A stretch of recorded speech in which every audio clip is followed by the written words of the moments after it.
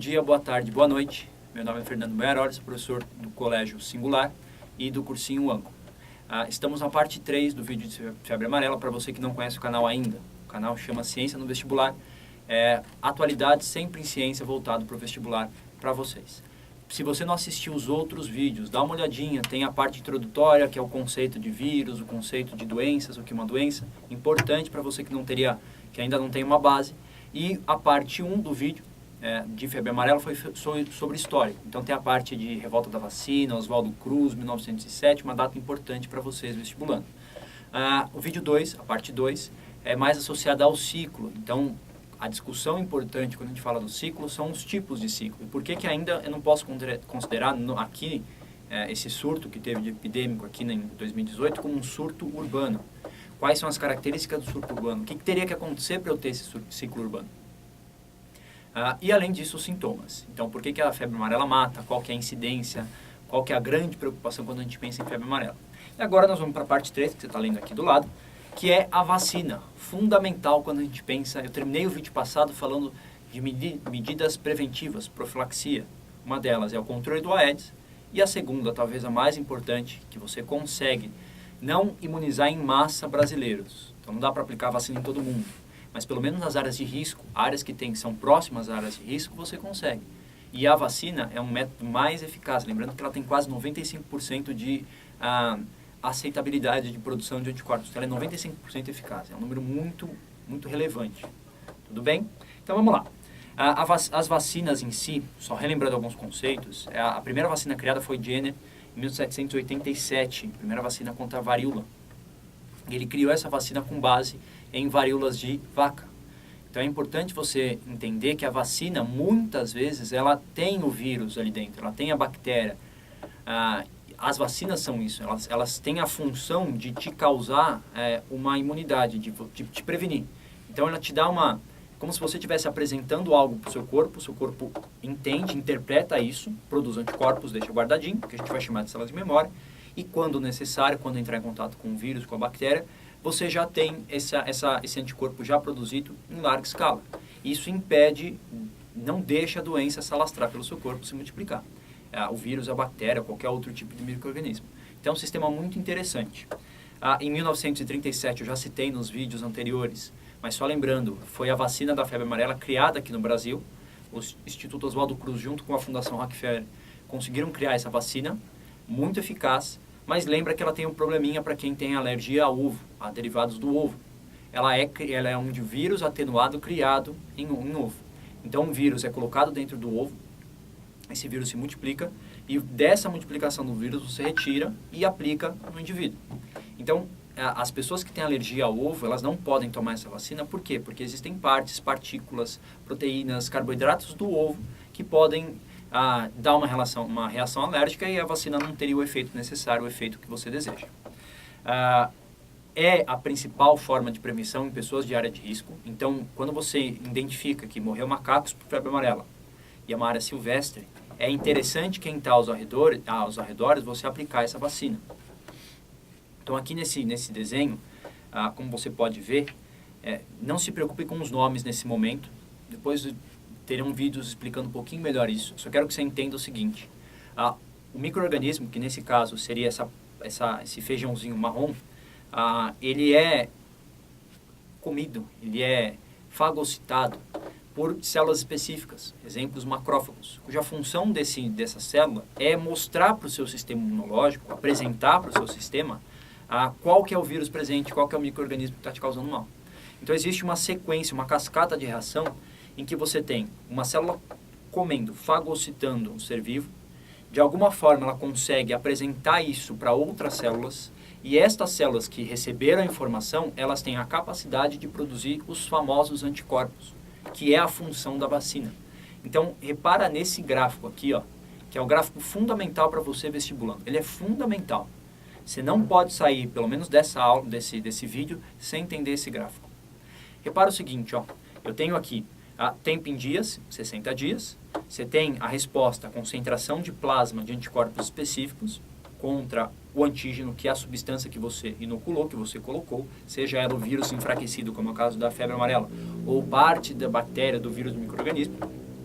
você tem duas respostas. Uma que a gente chama de resposta primária e uma resposta secundária. Para você que tomou a vacina de febre amarela, você já leu, na hora que você foi tomar, que existe um tempo que você tem que esperar 10 dias para viajar. Então, tomou a vacina hoje, daqui a 10 dias eu posso viajar. Por quê? Porque a resposta imunológica demora um certo tempo para acontecer. E isso por conta da imagem anterior. Imagina a célula se apresentando, mostrando, olha aqui que eu tenho, e cada uma mostrando isso acontecendo em larga escala, demora um certo tempo. Você tem uma pequena produção de anticorpos nesses 10 dias, que é essa aqui, ó. Então, essa primeira curva que a gente chama de resposta primária é uma resposta que acontece de acordo com a primeira resposta de anticorpos. Então, você aplicou a vacina, você tem uma pequena elevação dessa curva, para que a concentração é baixa, não é uma concentração alta. E na segunda dose, lá por volta do 40 dias, inoculação do antígeno. Na inoculação de antígeno, na segunda dose, repara que a resposta é muito maior. Ela é muito maior, muito mais concentrada e muito mais rápida. Por que isso acontece? Porque você já tem as famosas células de memória. O que são essas células de memória? São células que, ao momento que elas aprenderam qual que é o vírus que causaria mal, ela já criou uma memória com anticorpos específicos contra esse vírus. Então, você entrou em contato com a doença, seu corpo já combate, já produziu anticorpos. Esse gráfico é fundamental para o vestibular.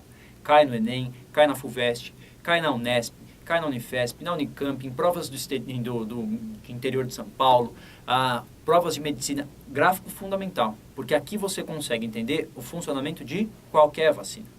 A febre amarela especificamente, é indicada para todo mundo? Não, cuidado. Existe um desespero agora, nesses últimos tempos. Preciso tomar vacina, preciso tomar vacina. Cuidado, às vezes a vacina não é feita para você. Como assim? Quem pode tomar vacina? Quem deve se vacinar? Primeiro, se você vai para a área de risco. Se você vai para uma área que é endêmica de febre amarela. Hoje, Minas, a Amazônia, como sempre, no norte, centro-oeste, essas áreas são áreas de risco. A população está sendo vacinada? Sim. Por quê? Porque existe um medo que essa febre amarela vire um circo urbano. Então, você vacina para prevenir. Só que tem que tomar cuidado. Se você tem entre 1 ano de vida e entre os 59 anos de vida, você pode tomar vacina. A carga do vírus aplicada por uma criança é a mesma carga de vírus aplicada por um adulto.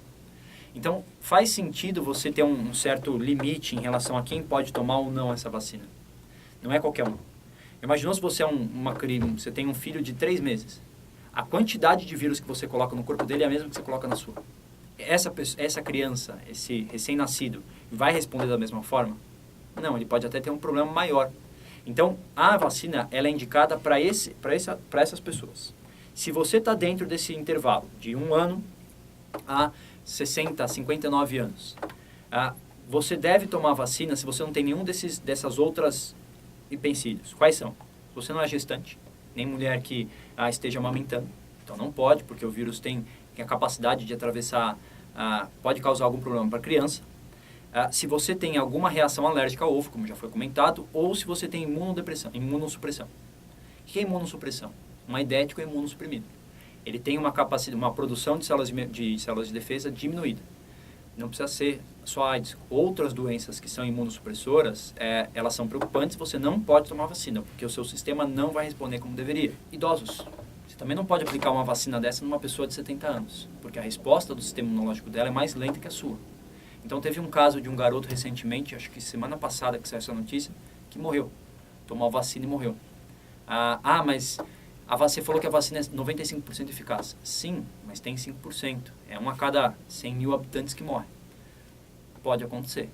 Então, ela é eficaz? É. Mas é para sair tomando todo mundo? Não. Tudo bem? Agora, pensando pro vestibular, especificamente para vestibular. Então, eu fiz um levantamento de algumas questões desde o ano de 2016, pensando do que cai de febre amarela.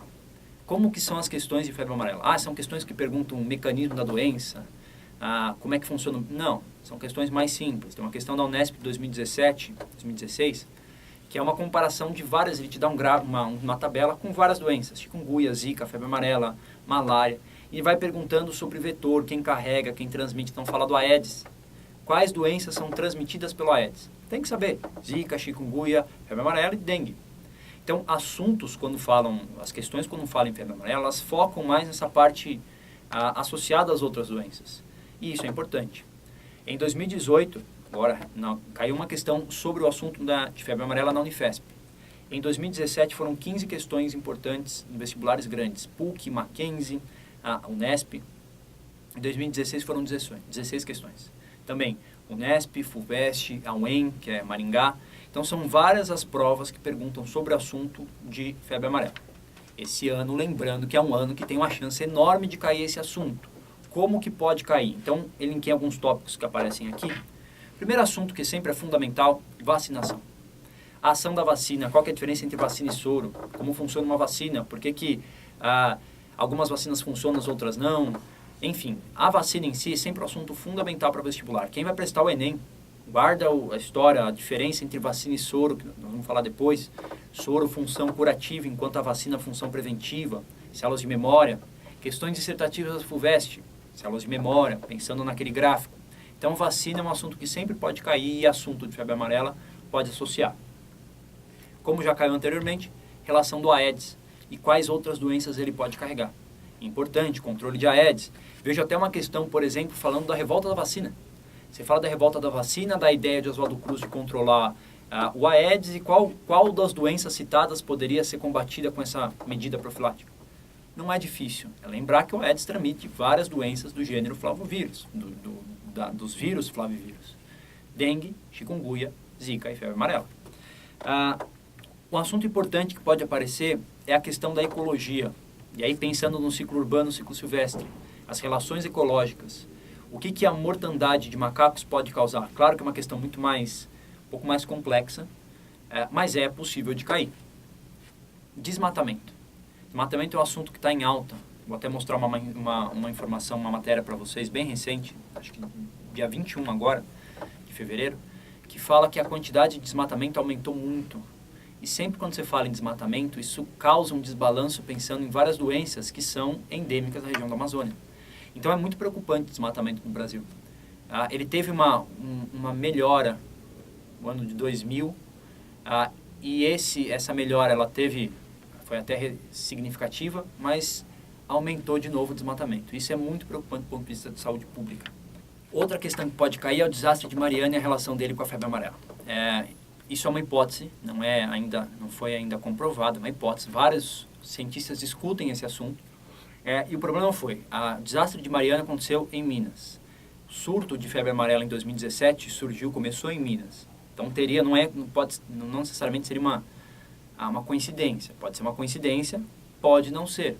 Se você tem um desmatamento, se você tem uma destruição de uma área que é onde ocorreu o desastre de Mariana, você tem uma morte assim generalizada dos seres vivos naquela região. Você tem desastre de Mariana causando morte de peixes. Se você pensar, o peixe ele pode ser um consumidor de larvas de inseto. E se você tem a larva sendo comida, acabou o ciclo. Quando você pensa no adulto, o adulto pode ser comido por quem? Pensa no anfíbio que vive na beira de um lago. Esse lago foi soterrado pelo lamaçal de Mariana. O que aconteceu com esse anfíbio? Morreu. O que sobrou? Um inseto. Então você tem aí uma relação ecológica desbalanceada. E isso pode ser uma das causas do desastre de Mariana. Como é hipótese ainda, acho difícil aparecer alguma coisa no vestibular. Ele talvez pode usar um exemplo. Então ele usa como exemplo esse caso e pergunta em relação a uma relação ecológica. Então pode ser um assunto cobrado de vocês no vestibular. Sempre lembrando que a parte histórica da vacina de febre amarela, de varíola, é fundamental. A revolta da vacina, tudo que aconteceu nessa época é importante para o vestibular. Então até vou fazer uma propaganda do meu amigo Marcos Toledo, professor de História, que também fará vídeos nesse molde. E um dos vídeos que ele já prometeu vai ser sobre a revolta da vacina de 1907, da época de Oswaldo Cruz. Tudo bem? Para terminar, eu trouxe aqui para vocês cinco matérias recentes, olha as datas. 8 de fevereiro, 18 de janeiro, 21 de fevereiro, 22 de fevereiro, 22 de fevereiro. Então são matérias bem recentes. 3 dessas matérias são de uma revista chamada FAPESP. Sugiro a você vestibulando se inscrever no site da FAPESP. A FAPESP é um órgão de fomento de pesquisa. Toda vez que um cientista, que um pesquisador quer ter uma bolsa, quer ter um projeto, ele manda esse projeto para a FAPESP dá o dinheiro. Claro que a pesquisa no Brasil ela tem diminuído, o incentivo monetário tem diminuído, mas é uma dos órgãos de fomento mais importantes que nós temos no Brasil. E é uma revista gratuita. Você se inscreve no site, entra na revista FAPESP, põe o seu e-mail, põe uma senha, e ele vai te mandar todo dia matérias, notícias sobre ciência, notícias sobre física, notícias sobre história, geografia, tudo que você imagina, tudo que se pesquisa no Brasil e passa pela FAPESP, ele manda para você.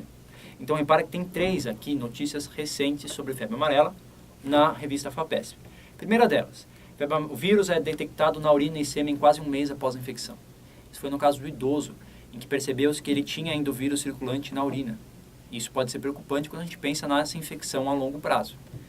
Ah, mas tem que preocupar? Não, ainda não. São casos que aparecem, não sei se você lembra, no caso do ebola, quando as pessoas começaram a se tratar do ebola e se curarem, alguns indivíduos eles conseguiam transmitir o ebola mesmo depois de morto. Então, sim, alguns vírus têm a capacidade de continuar se multiplicando, mesmo a pessoa, mesmo o indivíduo já, teoricamente, estando curado. Não é de se alarmar, é só uma notícia interessante, porque agora começa o enfoque em pesquisas com febre amarela, associada à febre amarela.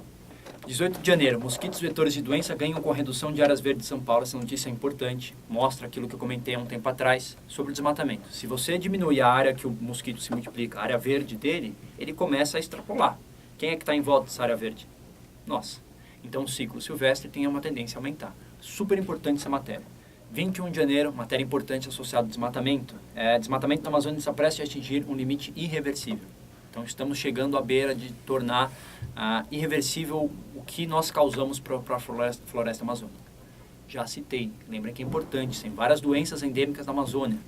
A gente, não só pensando em saúde pública, pensa na quantidade de espécies que nós perderíamos se você tivesse uma redução irreversível da floresta amazônica.